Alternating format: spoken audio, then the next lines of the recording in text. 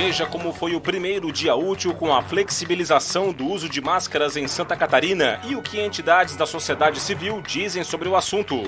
Luto na segurança pública catarinense com a morte de um soldado da Polícia Militar durante a operação de combate ao tráfico na capital. Populares registram um momento em que um carro bate contra um trem em Joinville, no norte do estado. Cidade do Alto Vale do Itajaí contabiliza os prejuízos provocados pela estiagem. E veja também, no esporte, os gols dos jogos de ida das semifinais do Campeonato Catarinense. Figueirense foi o único a vencer no fim de semana. Está no ar o Band Cidade com Rodrigo Cardoso. Olá, boa noite e uma excelente semana para você. A gente começa hoje o Band Cidade com o luto na segurança pública catarinense. Morreu em um confronto com criminosos no norte da ilha, na capital, um soldado da Polícia Militar. No dia seguinte, uma operação da PM resultou na morte de um dos suspeitos de ter cometido o crime. O corpo do soldado Luiz Fernando de Oliveira, de 35 anos, foi velado e sepultado no cemitério Jardim da Paz, na capital.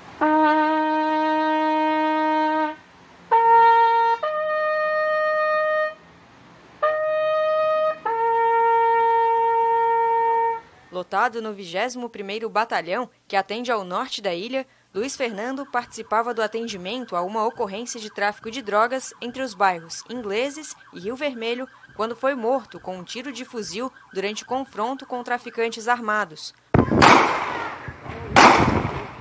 No dia seguinte, uma operação da Polícia Militar localizou o suspeito em uma área de mata. Houve novo confronto e o homem acabou morto.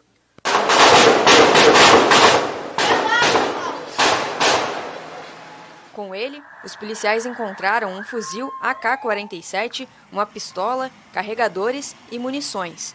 Em nota, o Comando-Geral da PM informou que o soldado deixou um legado de dedicação ao trabalho, compromisso com a ordem pública e a segurança da sociedade catarinense. Uma mulher foi presa hoje no aeroporto internacional Hercílio Luz, aqui na capital do estado, ao tentar embarcar com cocaína na bagagem.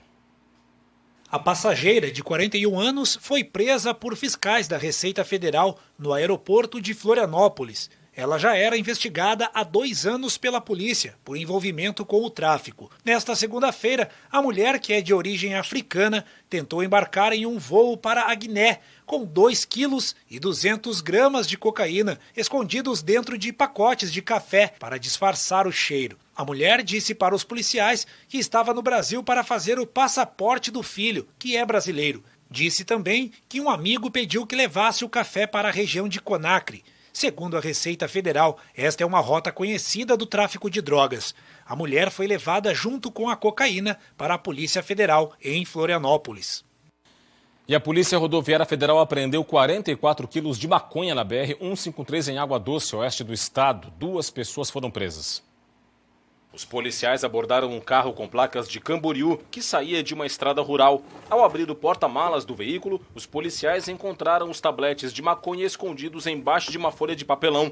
O motorista de 35 anos e o passageiro de 23 disseram que pegaram a droga no interior do Paraná, fronteira com o Paraguai, e que o destino seria o litoral catarinense. Os 2 foram levados para a Delegacia de Polícia de Água Doce e vão responder por tráfico de drogas. Um carro bateu em um trem neste fim de semana em Joinville, no norte do estado, e uma pessoa gravou o exato momento da batida. Olha só. O acidente ocorreu por volta das 4 horas da tarde deste domingo, na Avenida Getúlio Vargas, bairro Anita Garibaldi. De acordo com informações dos bombeiros e da Polícia Militar, a motorista do veículo não percebeu a aproximação do trem, mesmo com os avisos sonoros e o barulho, e tentou fazer a travessia da linha férrea. Foi neste momento em que houve a batida. A motorista teve apenas ferimentos leves e foi levada para o hospital. Tem toda a cara de ser uso de celular, né, Roberto? Boa noite. Boa noite. Boa noite para você que nos assiste. É inexplicável, né? Quem vê a imagem é inexplicável. Quem dirige sabe que não existe aquela situação, você bater na frente do de linha férrea, né? Não, e um obstáculo que é grande, né? Não dá para dizer que não viu o trem, né? É verdade. Agora, Roberto, mudando de assunto, vamos falar de política, né? Os bastidores, a vida política catarinense foi bem agitada nesse fim de semana. Teve teve congresso do Partido Socialista Brasileiro, aquele que espera de braços abertos o senador Dário Berger, que estava lá presente. Mas o que chamou a atenção neste evento foi a presença do ex-governador do estado, o MDBista, PMDBista ou MDBista raiz, Paulo Afonso Vieira, que fez um discurso contundente pela democracia, pelo reforço da democracia, num âmbito que era de esquerda. E a presença de Dário Berger indica que mais gente insatisfeita do MDB estava ali. Um deles, Paulo Afonso Vieira. É um contraste com o que foi declarado horas antes pelo presidente estadual do partido, deputado Celso Maldaner, que diz que as bases estão com Antídio Lunelli, que o partido vai para frente com Antídio Lunelli. À frente, às vezes, pode ter uma questão de perspectiva. Você olhando para um lado e achando que ali é o seu caminho. Então, Antídio precisa ganhar musculatura, Dário precisa ganhar musculatura e é evidente que o MDB hoje tem uma fratura, o maior partido do estado. Mas não é só isso, né? Final de semana é bom para a gente começar a imaginar como vão ser as costuras até chegar em outubro. Tem gente que está sem ninguém para pegar na mão e chamar de aliado. Daqui a pouco eu volto com mais comentário aqui no Band Cidade. Ok, Roberto. E logo mais depois do Band Cidade tem o Jornal da Band. Os destaques desta segunda-feira chegam com a Paloma Totti. Confira. Olá, pessoal. Alguns destaques do Jornal da Band desta segunda-feira. Negociações entre Rússia e Ucrânia serão retomadas amanhã. Combates se intensificam perto de Kiev. O enviado da Band escapou de um dos ataques. Governo discute aumentar Auxílio Brasil por causa da alta dos combustíveis. Lei eleitoral pode impedir. Eles não têm medo de sonhar. Na série especial, vamos conhecer o professor Pardal da periferia. Tudo isso e muito mais daqui a pouquinho, às 7h20 da noite. Eu espero vocês. Hoje foi o primeiro dia útil sem a obrigação do uso de máscaras em Santa Catarina. Essa obrigação, você sabe, caiu no sábado, após um decreto publicado pelo governo do estado. O repórter João Paulo Cardoso foi às ruas conferir. O Adriano aproveitou a folga nesta segunda-feira para passear no centro de Florianópolis. Foi a primeira vez, depois de 2 anos, em que ele deixou a máscara contra a Covid-19 em casa. Graças a Deus, é um alívio, é a modernidade novamente, né? Tudo normal. Nas ruas, boa parte das pessoas optou por andar sem máscara. Outros preferiram usar o equipamento, mesmo em locais abertos. Foi o caso do Daniel, que preferiu seguir a recomendação dos pais ao sair de casa para ir à escola. É a recomendação dos meus pais, eles falam para eu usar máscara, que eles acham melhor. É isso. Esta turista também escolheu caminhar no centro da capital sem abrir mão da proteção. Eu acho interessante ainda para a saúde, eu acho que é necessário ainda, que a saúde em primeiro lugar. A Ana Paula é dona desta loja no Mercado Público Municipal da capital. Ela aproveitou para usar a maquiagem em vez da máscara. Ficou em casa aposentada. Eu até achei estranho quando eu cheguei no centro e saí do carro sem a máscara, porque parece que está faltando alguma coisa. Mas hoje eu já me permiti passar um batom vermelho e adeus máscara, espero não precisar usar mais tão cedo. No transporte público, parte dos usuários optou por utilizar a máscara dentro do ônibus. Mas também teve passageiro que escolheu ficar sem a proteção. Foi o caso da dona Maria Aparecida. Não é mais obrigatório, né? Então eu não uso a máscara. Na verdade, na rua nunca usei, né? O tempo todo da pandemia eu andava sem a máscara na rua. E claro, nos lugares obrigatórios eu cumpro a lei, né? Eu usava a máscara. O novo decreto foi publicado na edição extraordinária do Diário Oficial do Estado deste sábado. O texto trocou a obrigação pela recomendação de uso da máscara. Na prática, a decisão de usar ou não passou a ser individual. A decisão repercutiu entre os lojistas. Em Florianópolis, a Câmara de Dirigentes Lojistas informou que o uso da máscara vai depender do bom senso dos trabalhadores do comércio. O bom senso diz que se o consumidor entra na empresa de máscara, significa que ele gostaria que as pessoas que estivessem dentro da loja também usassem a máscara. Da mesma forma, se o consumidor entra sem a máscara, ele dá liberdade para o colaborador da empresa não usar máscara. A nova regra permite ainda que as prefeituras das cidades catarinenses adotem medidas complementares adicionais de combate à Covid-19. A diretora executiva da Federação de Municípios do Estado, a FECAM, afirma que dificilmente as prefeituras vão ser mais restritivas do que o Estado. Há que se dizer que é muito difícil para o município, enquanto ente federativo de menor tamanho, tomar uma decisão que vai contrária a uma posição de abertura do Estado. Então, a nota técnica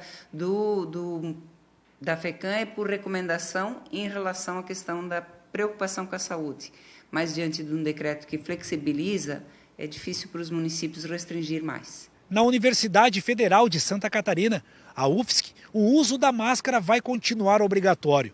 A informação, divulgada por meio de uma nota na última sexta-feira, foi reforçada após o governo catarinense retirar a obrigatoriedade do equipamento de proteção contra a Covid-19. O uso de máscaras nas escolas de Santa Catarina já não era obrigatório para crianças de até 11 anos desde 3 de março. Com a nova medida, alunos de 12 anos ou mais e também professores e gestores vão ter a liberdade de usar ou não a máscara. Roberto, vai ser aquela convivência, né? Entre pessoas com e sem máscara. Não teve aquela falta de equilíbrio toda que se esperava que houvesse, não é? A gente pode notar em alguns lugares específicos, principalmente estabelecimentos fechados, shoppings, supermercados, os funcionários estavam de máscara e a maioria dos clientes também de máscara. Evidentemente que na rua é até um alívio você não usar o adereço, o apetrecho, enfim, queiram chamar como queiram. A questão não é só essa, a questão é de equilíbrio. Porque em muitos países, mundo afora, onde houve a flexibilização e se retirou a máscara, primeiro surto, a primeira variante fez voltar tudo a zero. Esse é o maior problema que a gente pode enfrentar. É temerário no transporte coletivo, seja ele de que jeito for, você tirar a máscara, porque é muita gente concentrada em pequeno espaço. O ideal é ainda manter aquele cuidado, assim como lavar as mãos frequentemente, passar álcool em gel, evitar aglomerações. A pandemia não acabou. Nós estamos agora surtindo, ou curtindo, vamos usar o termo certo, curtindo o momento derivado da vacinação. É causa e efeito. Se vacinou, diminuiu o número de ocupações nas UTIs de hospitais e isso propiciou que a gente tivesse uma melhor qualidade de vida sem máscara nas ruas. Mas a gente tem que ficar com a guarda levantada. Não dá para baixar ainda. Esta pandemia é danada. E cada variante que for aparecendo exige que a gente tenha mais cuidado ainda. Não se esqueçam, dia 21 começa o outono, começa mais frio. E também tem a onda da gripe, que é outro agente que pode facilitar para a gente não ter essa normalidade toda que a gente pretendia. Mas, de qualquer maneira, vai depender de cada pessoa, como dependeu desde o início. Só não viu quem não quis. Dito isso, um grande abraço e até amanhã. Até amanhã, Roberto. Agora as informações da pandemia. 10 pessoas morreram entre ontem e hoje aqui no estado, vítimas da Covid-19. Na sua tela, os dados atualizados são 21.567. Os mortos pela Covid-19 desde o começo da pandemia aqui em Santa Catarina. São 1.648.047 casos totais de doença aqui no estado, com um acréscimo de 577 nas últimas 24 horas. O total de pacientes que se recuperaram da contaminação agora é de 1.619.316. 7.164 casos seguem ativos em Santa Catarina. 68,9% é a ocupação de leitos de UTI adulto Covid no estado. Você já vê aqui no nosso telão o mapa da classificação de risco para a Covid-19, que apontou que aumentou o número de regiões no menor risco para a doença. Aqui está o mapa, são 9 agora as regiões do estado que estão nessa condição. Extremo Sul, Carbonífera, Laguna, Grande Florianópolis, Alto Vale do Itajaí, Foz do Rio Itajaí, Vale do Itapocu, aqui no estado Alto Uruguai Catarinense e Xanxerê. São as regiões que estão na cor azul, no menor risco para a doença. 4 dessas áreas melhoraram na semana passada. Grande Florianópolis, Xanxerê, Carbonífera e Extremo Sul estavam no risco alto e agora evoluíram então para a cor azul, risco moderado para a Covid-19. As demais, como a gente pode ver, seguem na mesma classificação, cor amarela, risco alto para a doença, o que inclui então as outras 8 regiões que seguem nessa condição. A transmissibilidade da doença apresentou apenas 5 regiões no risco alto e as demais no moderado. A capacidade de atenção também aponta 12 regiões no menor risco para a Covid-19. São 2 itens aí que compõem este índice, essa classificação. Na tela agora, de volta aqui para o telão do Band Cidade para conferir a vacinação. 13.738.000 doses aplicadas aqui no estado. 90,62% da população vacinável no estado já recebeu a primeira dose. Mais de 6 milhões de doses, não é? 77% da população geral catarinense estão com o esquema vacinal completo, 2 doses ou dose única, o primário, e 35,39% dos catarinenses com mais de 18 anos de idade já receberam uma dose de reforço, dá quase aí 2 milhões de doses até o momento.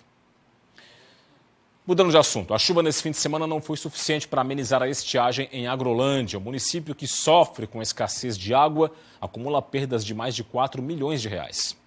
A estiagem em Agrolândia tem afetado várias comunidades, principalmente Rio Novo, Ribeirão Xaxim, Alto São João e Ribeirão Garganta, onde mora esta família, da Vila dos Koch.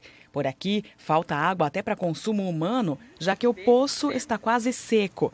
Para ajudar, a prefeitura, que já tem fornecido água com caminhão-pipa há cerca de um mês para os animais, passou também a distribuir água potável com este tanque. Na verdade, tive que chamar a prefeitura para ele estar trazendo água para a gente, né? Para a gente poder usar para banho, para fazer comida e para lavar roupa eu uso do valo mesmo, né? Segundo o levantamento feito pela Secretaria Municipal de Agricultura, Defesa Civil e EPAGRE, as perdas com a estiagem aqui no município ultrapassam os 4 milhões de reais. Na agricultura, as perdas foi mais na questão do milho safrinha, que as perdas foram aí na faixa aí de 60%. Na questão da soja também chegou aí na casa de 40%. E também houve uma redução significativa na questão do leite. Por enquanto, a distribuição de água potável e para consumo animal vai continuar por aqui. E a esperança é que chova em maior volume. Que chova muito, né? Muito mesmo. Hora da previsão do tempo para todo o estado. Tem chance de chuva nesta terça-feira. Acompanhe.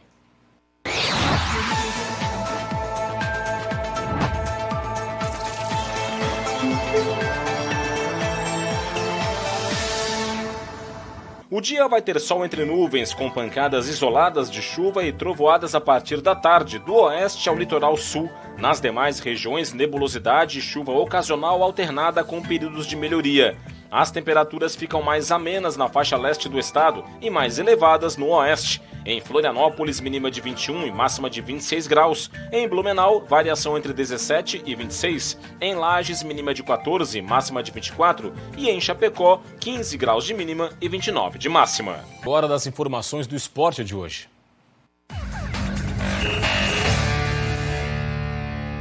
Campeonato Catarinense, começaram os duelos das quartas de final. Em 4 jogos, apenas uma vitória. Foram 3 empates. A vitória foi do Figueirense, que derrotou o Hercílio Luz no estádio Orlando Scarpelli. Apito inicial no Orlando Scarpelli, o Hercílio Luz veio a Florianópolis fechado e marcando com pressão. Não é à toa que fechou a primeira fase com a segunda melhor defesa do estadual. Só que o Figueira buscou achar espaço e encontrou aos 7 jogados. John Clay cruzou na área e Andrew, de cabeça, balançou as redes. O jogo ficou mais amarrado e o Figueira teve apenas mais 2 chances na etapa inicial, e ambas com Gustavo Henrique. A primeira, o goleiro Matheus defendeu em cima da linha, e depois a trave salvou o Hercílio. Aí veio o intervalo e o vestiário fez bem para os visitantes. Os comandados por Raul Cabral pressionaram em 3 lances, 2 com Vitinho e 1 com Dentinho. Até que aos 8, Tito foi expulso. O camisa 9 sofreu falta, mas perdeu a cabeça e foi com ela que atingiu Luiz Fernando, vermelho direto. Nos minutos finais, o estreante Léo Arthur fez uma boa jogada, mas nada das redes balançarem de novo. Placar magro, mas com a vitória alvinegra, por 1-0 sobre o Hercílio. A vitória do Figueirense sobre o Hercílio Luz no jogo de ida das quartas de final reverteu a vantagem que antes era do Leão do Sul, por ter fechado a primeira fase na vice-liderança. Agora o Figueirense precisa apenas de um empate no próximo domingo, às 6h30 da tarde em Tubarão, que carimba a vaga na semifinal do Catarinense. Já o Hercílio Luz precisa vencer por 1 gol de diferença para chegar à semifinal. Nós começamos sem vantagem, hoje temos uma vantagem. Mas, se nós for para lá, vai ser inexistente, porque a atmosfera, eu sei que a pressão, eu sei que o time deles joga diferente em casa. Em Itajaí, Marcílio Dias e Camboriú ficaram no empate em 1-1, melhor para o Camboriú, que joga por outro empate no jogo de volta para avançar de fase. TT colocou a Cambura à frente do placar aos 9 minutos de jogo. E quando parecia que o Camboriú ia levar a vantagem para o intervalo, Douglas Packer foi derrubado dentro da área e o juiz marcou o pênalti. Na cobrança, Zé Vitor bateu firme e conseguiu o gol do empate. O Camboriú segue com a vantagem do empate para conseguir a classificação para as semifinais. Esses foram os jogos do sábado. No domingo, Chapecoense e Concórdia empataram na Arena Condá em Chapecó. Confira. Numa saída errada da Chape, Bruninho desarmou Betinho, passou para Vinícius Moura estufar as redes. Fernando encontrou Thiago Real na área e o camisa 10 girou e mandou para o fundo das redes. Fim de jogo e mais um empate em 1-1 no fim de semana. O placar favorece o Concórdia, que voltará a campo no domingo, em casa, precisando apenas de um empate para chegar à semifinal. Já a Chapecoense precisa de uma vitória. No estádio da Ressacada, o Avaí recebeu o Brusque. O empate em 1-1 beneficiou os visitantes, que dependem de outro empate para avançar às semifinais. Avaí e Brusque entraram em campo pelo primeiro jogo das quartas de final. E o líder isolado da primeira fase, o Bruscão, mostrou porque tem o melhor ataque do campeonato. O quadricolor começou a partida pressionando a saída de bola do Leão e mandando no jogo. Logo nos minutos iniciais, Fernandinho acertou esse golaço e abriu o placar na Ressacada. O quadricolor começou a diminuir a pressão e deu chances para o time azurra voltar ao jogo. Até que Muriqui achou o copete e dessa vez o colombiano não deixou passar e estufou as redes para deixar tudo igual. Na volta do intervalo, o Avaí fez valer o mando de campo e dominou a partida, mas faltou criar chances claras de gol. O jogo foi bastante movimentado, mas a melhor oportunidade foi só no finalzinho do jogo com Bruno Silva. Mas não teve jeito, o placar não mudou mais na Ressacada e o torcedor do Avaí saiu mais uma vez protestando contra o elenco havaiano. A vaga para a semifinal entre Avaí e Brusque continua em aberto. Mas esse empate aqui na Ressacada foi melhor para o quadricolor, que agora vai para a partida de volta disputada no Augusto Bauer no próximo sábado, com a vantagem de conseguir a classificação apenas com mais uma igualdade. Já o Avaí vai ter que correr atrás do placar. Apenas a vitória interessa ao Leão da Ilha. Óbvio que a gente vai lutar sempre para buscar o Campeonato Catarinense pelo protagonismo que o Avaí tem. Um jogo competitivo, um duelo de 180 minutos que está aberto. Não esperava nunca voltar com empate. Nós viemos para jogar, para vencer e jogamos melhor com o Avaí. A guerra entre Rússia e Ucrânia chegou hoje ao 19º dia. Em meio a tentativas de negociação, os bombardeios continuam e milhões de pessoas já deixaram a Ucrânia. Aqui em Santa Catarina, moradores de Rio do Sul, no Alto Vale, têm motivos a mais para acompanhar com atenção o desenrolar dessa guerra absurda. Veja na reportagem. Aqui no escritório do Leandro, em Rio do Sul, cores e símbolos da tradição ucraniana predominam na decoração. O empresário tem descendentes do país. Foram eles que colonizaram a região de Paulo Frontin, no Paraná, cidade onde cerca de 40% da comunidade tem raízes familiares no país do leste europeu. A minha bisavó ela veio no ano de 1897. Foi na primeira leva dos ucranianos, né? A minha bisavó ela chegou, ela tinha 5 anos de idade. Pouco antes do início da pandemia, ele conseguiu conhecer o país de origem dos descendentes. Por outro lado, esse grupo de Rio do Sul ainda espera desembarcar em terras ucranianas. O Franklin e os amigos estavam com uma viagem marcada para maio desse ano na Europa e passariam por Kiev e Chernobyl, cidades que recebem milhares de turistas anualmente por conta de todo o contexto e importância histórica. Bom, a nossa viagem já estava programada muito antes já disso, já uns 2, 3 anos atrás, já antes da pandemia, na verdade. E por coincidência ou não, esse roteiro da nossa viagem acaba pegando toda essa área aí que está acontecendo a guerra, né? A Ucrânia tem uma população estimada em 44 milhões de pessoas. Desde o início do conflito há 2 semanas, a ONU estima que mais de 2 milhões de ucranianos estejam refugiados em outros países. A vontade de poder contribuir de alguma forma, tá? É clara, a sensação de tristeza, tá? Ela é imensa, né? A gente, a cada notícia, a cada reportagem nova que vem, a gente fica chocado, fica abalado. Então a sensação no momento é de muita tristeza, na expectativa de que melhore. E é isso, ficamos por aqui com o Band Cidade de hoje. As reportagens desta edição estão no YouTube da TVBV. Para acessar, aponte a câmera do seu smartphone para o QR Code que está na sua tela. Vem aí as informações do Brasil e do mundo no Jornal da Band. Mais Santa Catarina amanhã, 12h30, no Jogo Aberto USC e 12h50 no USC Acontece. Forte abraço, muito obrigado pela audiência, boa noite e até amanhã. Tchau, tchau.